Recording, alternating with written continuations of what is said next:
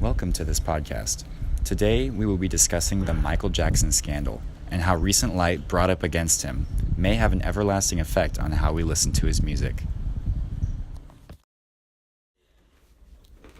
We're talking about... So there's like two kids that Michael Jackson... Oh, you said for fame and fortune. They were like, yes. like, and then they think about fame and fortune. And I like was their no. fame and fortune with dance. Like he's. That's what like did it. Yeah. And I was like, no, it's because of he befriended them and acted like their friends. So they didn't see it was wrong. Yeah, so we're like, it's not that we're just saying two different things, because it is both. Because like if you say the fame and fortune, because that shocked them. Like when they went on stage and like all that for those kids, like that was like sensory overload for the parents and the kids. Yeah, like, I was about to say not just the kids, but the parents as well. Yeah. The parents are like, oh my god, Michael Jackson sees my kid as a star. Yeah. Exactly. He wants to hang out with our kids like it's Michael Jackson.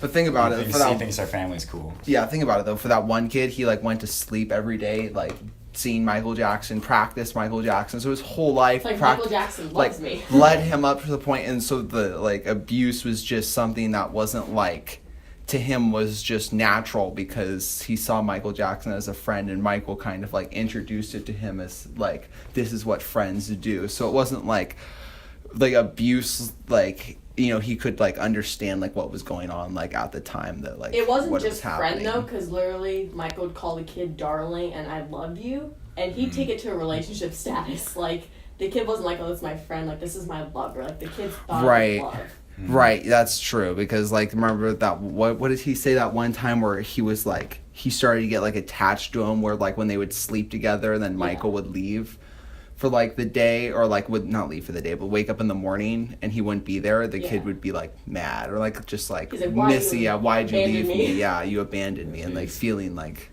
so it's just like I don't know, it's wrong in my opinion. And the kids would kind of get jealous because, like, they were 7 years old when it started, but then other kids would start coming in more. Like, every year he would get a new kid, yeah. Yeah. It's easier to brainwash a 7-year-old than a 10-year-old, I'd say. Yeah. Yeah. The whole thing is just bad business. It's just not good. I remember when I was a kid, I was a fan of Michael Jackson. And, like, when he died, I was devastated. So what I did is I watched so many videos on YouTube, and I remember watching videos of him like with what's it, the Home Alone guy, Macaulay Culkin. And I remember them like playing like with water guns and doing all this stuff, running around the backyard, doing this fun stuff, and I was like, oh my gosh, that looks so fun. I want to be like Michael Jackson's friend. And I was like, now I'm like, oh gosh, wow, okay. Yeah, because Neverland, it looks like Disneyland. Yeah. You look at the property, there's swings and stuff. There's not big rides, but there's literally just toys everywhere. I mean, there's even monkeys there. Like, Candy. what kid would want I saw that? like pictures of like just like, or there was movie theaters and like all of the candy was like free to them. And Yeah. like, Okay, so what do we think about, can we separate the artists like from their music? Like, so, you know, does Michael Jackson's musical creative genius and all like what he's created, do we separate that from what he did as a person in his personal life, or does he get held to does his music and creative work get held to the same standard as his person? That's very difficult, because growing up with Michael Jackson's music and having him be a part of everyone's lives, his music has become like beloved to the world, and having this happen, in my opinion, it is hard to separate, because there was a lot of goodness that came out of his music. Yeah. Like he helped bridge racial divides, he helped with lots of issues, and having that, in a sense, some people are saying like we should, or I'm saying like let's just, all of it is wrong to listen to now. Mm-hmm. It's hard to say that, like for me at least, because I have a childhood with it, and there's so much good that's come of like the music itself. I think of the art or the music as its own art. Mm-hmm. Not necessarily his music is him, in a sense. It's just like an extension. It's an extension of himself. Yeah. And all the bad stuff that he's done, that wasn't his songs, that wasn't his music. That was like his personal life. Right. What he put out there as his art was just a whole nother thing. And so I think personally it is okay to still listen to his music, but it's also hard because every time I hear a song now, I just can't help but think, that's Michael Jackson. Because it's gonna be in the back of your mind. Like Yeah. during Yeah. Halloween, you always hear the song Thriller. Yeah. You're gonna hear that song and start to do the Thriller. Well, are we though? Are we even Are gonna we hear it though? That's a anymore? good Are we gonna question. still That's hear a that good song? question because Yeah. that's what like the kind of the whole like meaning of this podcast is to talk about. You know, songs like Thriller have been ingrained in our society like during Halloween time, but do scandals like this It's gonna be in the rock back of those my mind. traditions to the very Yeah. core? Will it influence enough to the point where people are not going to play that song or think twice about playing it because of what is now out there surrounding Michael Jackson's name? True. And that reminds me of like, I don't remember which shooting it was. I think it was the one with the movie theater. What was that? The Pepsi commercial? Like a shooting Yeah, Oh, during what? the Dark Knight shooting. Yeah. Yeah. Oh. Something oh, with Marvel, oh. yeah. Yeah. I remember when that happened, the Pumped Up Kicks song. Oh yeah, Oh, Foster the yeah. People. Foster. Yeah. And so it was Yeah. talking about like shooting, Yeah. and that was like banned from the radios because of that. So it was like the situation that was happening like did affect the music in that Yeah. case. So Everyone hated that song. yeah. Mm. Well, I mean, there's also like the question to talk about like what was Michael Jackson's like mental health state? Was he being like properly, cared for? He seemed pretty lonely. Well, and, he had like, a shit childhood. yeah, he had Yeah. a shit childhood, and his music. His dad forced him to constantly practice and constantly like be forced into this life of capitalism and like Yeah. get as much out there as you can. Do it well. If you do it badly, I'm gonna like despise you. Mm-hmm. His dad set him on a path that no one can call mentally healthy. Yeah, and I I don't think think that's anybody something that like gets like lost is like you only think about like the bad things that he has done, but then you got to think about all the things that like led up to that. In every scenario, in bad media, there's more of a story to it than like what people are going to tell you or what's like on the surface. And I mean it just goes into like a bigger question about like, was he okay at any time during when this was happening? It's like maybe not right at all to make Neverland, but because his childhood was stolen from him, he's like, okay, I want to be a kid with these actual kids, Yeah. so I'm going to have candy of my own all night. I'm going to have sleepovers. Yeah, it's just I think like at one point like he might have had good intentions. It wasn't always to Yeah. him, But with that intention. eventually But led like to. Yeah. he kind of realized his desire for it. Once it was already like right there in front of Yeah. him, easy for it to like happen. And then once he figured out like a method for and realizing that he could not necessarily get away with it but like he could, Yeah. kept doing it. Well, because he also in the interviews with the kids now, they both said that, or at least the two ones that were in that documentary, they were saying that he told them that if they came out and if they reported him for sexual abuse, they would go to jail. they would all go to jail, Yeah.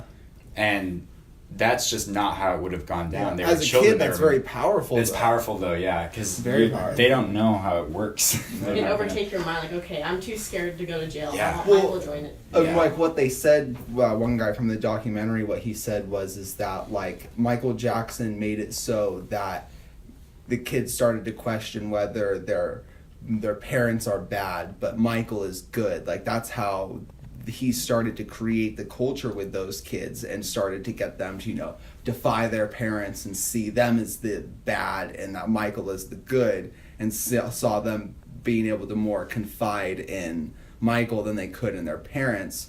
So in that sense, it also makes more, or makes it more possible or realistic for this whole scenario to happen. Is just how he manipulated the children from their parents. Yeah, because he would have the parents live in another house on the property. Yes. Whereas he yeah. would have them, he would live in the same like mansion Yeah. as these kids. And going on with that, one of the kids, he was like one of the dancers, he was from Australia. He literally got his mom to move from Australia to the United States to be with Michael Jackson. Mhm. Like, Michael would literally cry when this kid would leave. Like, that's my one friend, you're taking him away from me. Mhm. Like, to get a mom to move from Australia to the United States. Well, there's I probably would- some benefits involved in it for her. Definitely, and then it's Michael Jackson too. Yeah. I mean, like this Worldwide phenomenon. worldwide phenomenon. She was probably a fan as well. I mean, Probably. let's just all right. Is there any last burning questions that anyone has they want to throw out on the table? Well, the other thing, I think that his music is too timeless to not play anymore. You Uh-huh. know, I feel like there's too many people that are still gonna like his music Mhm. to not Yeah. play it. Yeah. You know, especially for like Halloween and all that. Yeah. Like, we asked the question. I feel like I feel like we're still gonna hear it. Mhm. It's still gonna be there, Yeah. and there's probably gonna be a lot more people that aren't gonna like it now. But I don't think that's gonna outweigh everyone Yeah. who still loves Yeah. his music. And not to sound insensitive to people that would be in this boat, but like, or the people that would be in this boat. But I think with time, Yeah. it'll That definitely too. Yeah. the insanity of what's happening right now might wear off. People will be like, yeah, that happened. Yeah. That definitely happened, and it's tragic. But we have the music, and Yeah. the music is The music is timeless, but the Yeah. scandal and not scandal, but the PR shitstorm is only temporary. Yeah. It's gonna go away, but Yeah, it's- what his music represents and his creative geniusness is going to stand the test Yeah, of time. and we don't want to sound insensitive to the families that this happened to. Like, deepest condolences. We can't even imagine what it's like to have that happen to Yeah. you while you're growing up. Yeah. So yeah, But it should still be, I think, talked about, and like that there's like a Definitely. lot to like learn from it. That his music can still be played and can still have the same effect that it has had, but people need to not just like leave it at like, oh, he like molested children, or like, but like what can we like learn from this as like a society? Like, how can we take mental health into like a more like serious course. take it in a more serious account. Like, deal with it when Yeah. you see it happen. And especially for Try to help. celebrities, we everyone wants to be like celebrities, but I think those are the people and musicians and all the famous people, but those are the people who are the most unhappy in our society. People don't even realize, and that something can change in our like society for those celebrities. That mental health can be like, it's for them too, like that they're human too. It's Mhm. but it goes into the whole bigger American capitalism kind of I definitely topic. agree with that. It will be in the back of my mind, but I do think there are some fans who are like dancers, like Michael Jackson is a lord. Mhm. Yeah. They're gonna know it's true, but they're gonna be like, no, Michael never did that. He was a perfect They're just man. gonna deny Yeah, it. just They're just deny gonna it. deny it. There's Yeah. going to be those people, but I think the majority of people aren't going to deny, and even like the The deniers allegations are too concrete. they're too Yeah. concrete, and if you watch the documentary, there's just no way you could hear in those two guys' voice. It happened. There's literally no way. doorbells in his bedroom. And, like like, when people walk down the hall. it's too real that it happened. Like there's without a doubt that. Yeah. All right, everybody. Thank you for tuning in and listening to us. I hope you were able to connect with today's discussion. Tune in next time if we have another episode, and thank you all for listening.